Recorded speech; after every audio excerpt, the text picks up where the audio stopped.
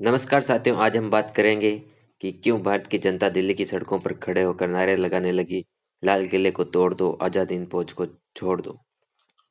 द्वितीय विश्व युद्ध की समाप्ति के पश्चात अंग्रेज सरकार भारत को अपनी बेड़ियों में जकड़े रखने का पुरजोर प्रयास कर रही थी और उनमें से एक प्रयास था आजाद हिंद फौज का दमन करना।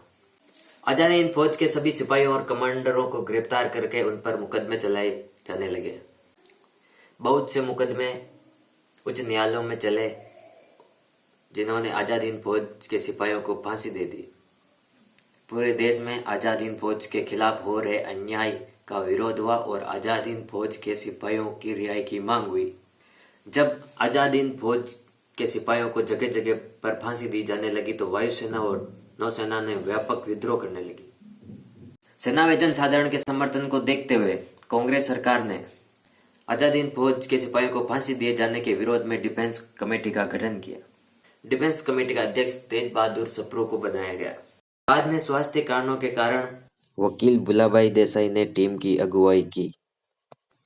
दिल्ली के लाल किले में स्थित सैनिक न्यायालय में आजाद हिंद फौज के colonel Prem Sahgal, lieutenant colonel Gurbaksh Singh Dhillon व मेजर जनरल शाहनवाज खान पर संयुक्त रूप से मुकदमा चलाया गया और इसे लाल किला ट्रायल भी कहा जाता है। जब वकीलों की टीम सरकारी वकीलों से बहस किया करती थी, तब लाल किले के बाहर सड़कों पर हजारों लोग एकत्रित होकर भारत की आजादी के नारे लगाते थे। इसी बीच भारत के नौजवान इस मुकदमे से इतने नाराज हो गए थे कि इस मुकदमे का स्थल लाल किले को ही नष्ट करने की मांग करने लगे।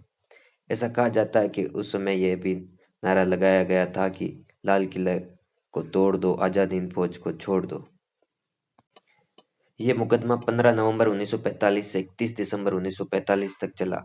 3 जनवरी 1946 को आजाद हिंद फौज के सैनिकों को आजीवन कारावास की सजा सुनाई गई। लाल किले ट्रायल के निर्णय की घोषणा होते ही पूरे भारत में विद्रोह की आग बढ़ गई। नौसेना और वायुसेना के सिपाहियों ने कई अंग्रेज अधिकारियों को मार दिया। दिल्ली, बंबई और कलकत्ता की सड़कों पर विशाल विद्रोह किए गए। अंग्रेज सरकार ने प्रदर्शनकारियों पर गोलियां चलाई और बहुत से लोग मारे गए।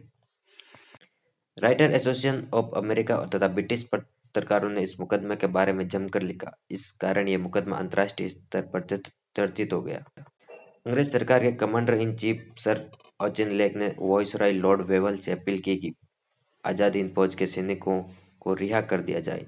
लॉर्ड वेवल ने सर ऑचिन लेक का अनुरोध स्वीकार कर लिया, क्योंकि अंग्रेज सरकार ये समझ चुके थे कि यदि इनको सजा दी गई तो जनता और सैनिकों के विद्रोह को समाप्त करना असंभव हो जाएगा। इसलिए आजाद हिंद फौज के समस्त कमांडरों और सैनिकों को रिहा कर दिया गया।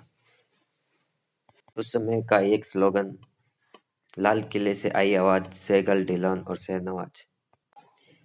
साथियों, यह थी लाल किले ट्रायल की छोटी सी कहानी। जानकारी अच्छी लगी तो लाइक और शेयर करें। बहुत बहुत धन्यवाद।